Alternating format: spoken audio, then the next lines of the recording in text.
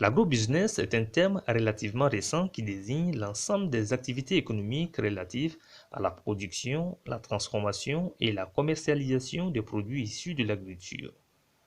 Le concept a été introduit au Burkina Faso en 1999 dans un contexte dominé par l'agriculture familiale.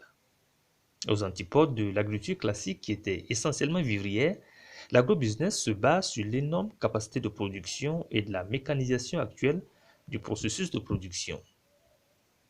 Ismaël Zungrana se définit comme un agrobusinessman. Depuis l'enfance, j'ai trop aimé l'agriculture. Bien sûr, beaucoup de mes parents ne voulaient pas que je rentre dans l'agriculture parce qu'on s'est dit, quand moi-même j'ai voulu rentrer dans l'agriculture, mes parents ont dit pourquoi tu veux être quoi dans ta vie? Parce qu'eux, ils ont fait l'agriculture, ça n'a pas été. Pourquoi toi, tu veux rentrer dans l'agriculture? J'ai dit, bon, moi, je vais rentrer et on verra bien. Et actuellement, beaucoup me suivent qui veulent rentrer dans l'agrobusiness. Parce que c'est très, très rentable. Et je vous assure que depuis que je suis rentré dedans, je suis vraiment émerveillé de là où je suis. Franchement. Le domaine m'a vraiment ouvert beaucoup de portes. Actuellement, je suis vraiment très, très content de là où je suis. Franchement, et j'encourage beaucoup la jeunesse à entreprendre et à rentrer dans l'agrobusiness parce que c'est un domaine qui est très porteur actuellement. On peut installer ça au niveau de l'arboriculture et au milieu des arbres, on peut profiter faire la maraîchère. Juste 30 minutes d'arrosage, c'est déjà bon pour la... À travers sa technique intelligente de l'eau, il produit une gamme variée de produits maraîchers sur ses terres à une trentaine de kilomètres de la ville de Ouagadougou. Avec le système d'irrigation goutte à goutte, on peut de la maraîchère, on peut produire de la salade, tout type de trucs comme de maraîchage, c'est-à-dire la tomate, l'oignon, et bon, peu importe ce qu'on veut produire au niveau de la maraîchère seulement. Et cette technique, il la vend via des formations qu'il organise. Une entreprise qui marche plutôt bien. Ce qui m'a motivé à entreprendre premièrement, je peux dire, c'est l'amour du travail. Il y a l'amour du travail et le goût d'entreprendre. De la formation à la vente de matériel d'élevage et d'irrigation, en passant par la vente d'alevins et de poussins, Ismaël Zumrana tire le maximum de bénéfices sur toute la filière. Faire de ce monde un agro-pasteur, tel est le slogan de sa société qu'il a créée il y a 3 ans. L'entreprise Agrizodo est née il y a 3 ans de cela. Et actuellement, Agrizodo a 7 techniciens avec le promoteur. On est une équipe vraiment qualifiée qui a été formée en Israël dans ce domaine. On évolue aussi dans le domaine de la pisciculture. On forme aussi la jeunesse dans l'agrobusiness. On a des formations individuelles et on a des formations en groupement. C'est-à-dire, chez nous, au centre, on a des formations de 2 ans, des formations de 1 année, des formations de courte durée, par exemple 1 semaine et 2 jours de formation aussi. Tout dépend du participant et de sa disponibilité aussi. Le système de culture hors sol, il l'expérimente également avec ses collaborateurs pour en faire une nouvelle source de revenus.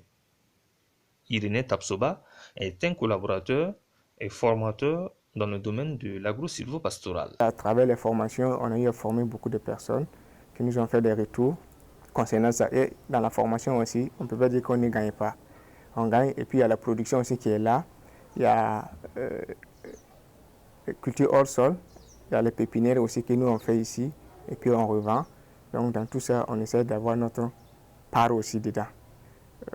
Donc si on veut bien voir 2 années passées, on n'était pas à ce niveau. Mais on remercie le bon Dieu aujourd'hui qu'on arrive vraiment à s'auto-employer, à s'auto-nourrir, voilà, à même employer des gens au niveau du service, prendre des contractuels. Irénée se réjouit des formations qu'il a données à des férus de l'agrobusiness, des jeunes passionnés qui aujourd'hui tirent bien leur épingle du jeu à travers de bons chiffres d'affaires. Je peux dire que ça tire 3 ans maintenant. Alors, il y a eu des gens qu'on a eu déjà formés qui sont allés sur le terrain. Il y a par exemple M. Zango qui est à Koubri. Lui, il avait un espace de demi-hectare qui voulait juste faire une expérimentation. Mais aujourd'hui, son expérimentation est devenue une production. Voilà, donc il a commencé un peu à aménager juste un peu pour faire l'expérimentation. Donc aujourd'hui, c'est le culture maraîchère est fait là-bas grâce à l'installation du système d'irrigation. Aujourd'hui, il a pu au moins offrir une moto à celui qui s'occupe, le gestionnaire de la ferme. Voilà. Donc il nous a fait un retour par rapport à l'installation, l'importance du système d'irrigation et la formation que nous on a eu à l'offrir du côté de production et du côté d'irrigation. Il y a d'autres exemples, mais pas dans le domaine de l'irrigation, mais plus dans le domaine de l'aviculture, la pisciculture. Voilà, c'est l'aviculture. On a formé pas mal de personnes qui se sont sorties dedans, qui peuvent faire au moins un chiffre d'affaires de 1 million par an. Voilà, ils ont commencé petit, avec les cartons avec 2 cartons ou 3 cartons, ça veut dire 150 poussins. Et aujourd'hui, ils sont à 500, d'autres sont à 1000 poussins. Voilà. Donc, ils font sortir chaque 3 mois. Et voilà, aujourd'hui, ces gens-là nourrissent leur homme et ils arrivent à nourrir toute une famille et fonder même de la famille. Comme tout domaine d'activité, l'agrobusiness a également ses difficultés. Des difficultés liées entre autres à la cherté du matériel de production. Il faut faire la sensibilisation puisque beaucoup de producteurs veulent se lancer dans l'irrigation, mais ils se disent, compte tenu du coût, la cherté des matériels, ça fait que du coup c'est tout un problème pour eux d'acquérir ces matériels pour la production, pour leur production. Donc la plupart des gens qui investissent dans le domaine de l'irrigation, c'est ceux qui sont un peu, qui ont un peu les moyens et qui arrivent à pouvoir s'acquérir de ces matériels. Donc les difficultés que nous on rencontre vraiment, c'est de ce côté-là, la cherté des matériels. Prenons un exemple du côté irrigation. Il y a la clientèle, mais on n'a pas d'argent pour s'investir dans ça. Parce que le client, avant, si on a un chantier, par exemple, de l'irrigation comme ça, le client veut qu'on installe et après, il gère. Or, pourtant, chez nous, pour le moment, comme on vient tous de débuter, ça fait que nous, on a un problème à ce niveau. L'agrobusiness nourrit certes son homme, mais un appui de l'État pourrait aider à rendre le secteur plus porteur, déclarent les acteurs du secteur. C'est vrai que l'agrobusiness nourrit son homme, mais on a souvent besoin d'accompagnement, même si au niveau de l'État, si vraiment pouvait nous accompagner plus, on pense qu'on aura plus évolué, ne pas être au niveau qu'on est à l'heure actuelle. Voilà, puisque c'est un domaine vraiment qui demande beaucoup de moyens, beaucoup d'investissements. C'est vrai qu'on peut commencer un peu, mais une fois qu'il y a l'accompagnement, je pense que ça peut beaucoup nous aider. Voilà, puisque la jeunesse d'aujourd'hui veut se lancer dans l'agrobusiness, mais ils ont peur. Tout simplement, il y a problème d'eau, question d'eau et de terrain. Voilà.